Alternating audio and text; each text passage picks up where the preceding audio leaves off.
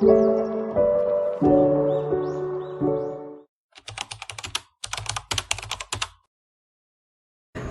untuk faktor-faktor yang merupakan boleh dikata penghambat ataupun berkurangnya minat belajar anak itu banyak. Ada yang dari siswa sendiri, tetapi juga ada yang dari faktor guru. Misalkan kalau dari faktor guru sendiri, tentang kesiapan dari guru untuk melakukan pembelajaran. Ini memang sangat penting. Bagaimana guru sebelum melakukan pembelajaran itu guru benar-benar harus sudah melakukan asesmen diagnostik atau kemampuan awal, sehingga guru bisa mengetahui apa kebutuhan dari anak, karakteristik potensi dari anak, dan hal lain mendasar.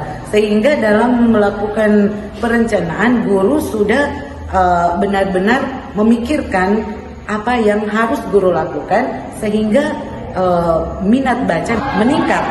Maka ada faktor-faktor yang bisa mempengaruhi peningkatan minat baca. Misalnya dari faktor keluarga, itu sangat penting bagaimana keluarga menunjang minat belajar ataupun minat baca anak tersebut. Terima kasih. Yang paling utama sebenarnya faktor ada pada diri sendiri. Namun juga memang dalam kondisi saat ini untuk satuan pendidikan kami memang ketersediaan fasilitas yang terkait dengan teknologi memang sedikit minim.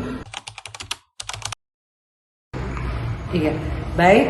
Nah, kenapa metode itu tidak efektif? Nah, faktor yang mempengaruhi yang paling utama adalah faktor guru. Kenapa faktor guru?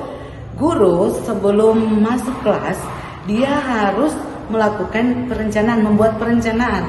Nah, di dalam perencanaan kan kita sudah mempunyai informasi awal tentang keadaan murid pertama.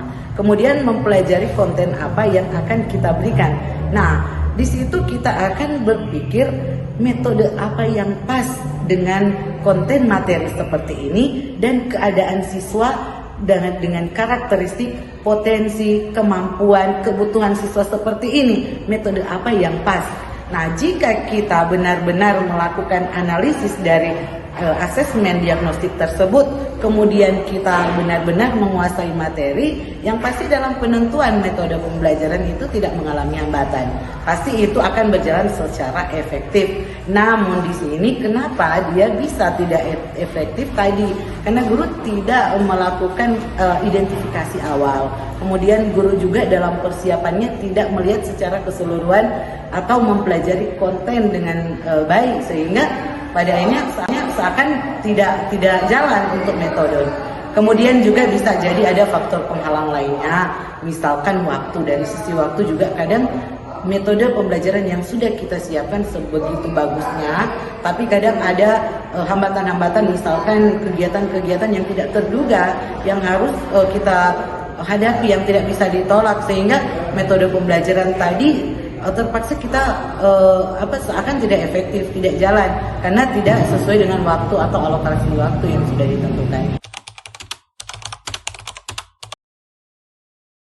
Terkait dengan pembelajaran atau soal HOTS, guru perlu untuk lebih banyak literasi lagi. Guru memang kurang literasi, guru memang perlu banyak belajar, perlu banyak berlatih, perlu banyak pengetahuan. Tapi juga di sisi lain terkait dengan kemampuan anak yang boleh dikata masih di bawah, ya tentu tidak mungkin belum pas untuk menerapkan, atau mungkin saja ada dengan cara yang lebih sederhana. Tapi intinya bahwa untuk memahami pembelajaran HOTS dan untuk membuat soal HOTS, guru perlu banyak membaca, guru perlu banyak berlatih, guru perlu banyak belajar. Terima kasih.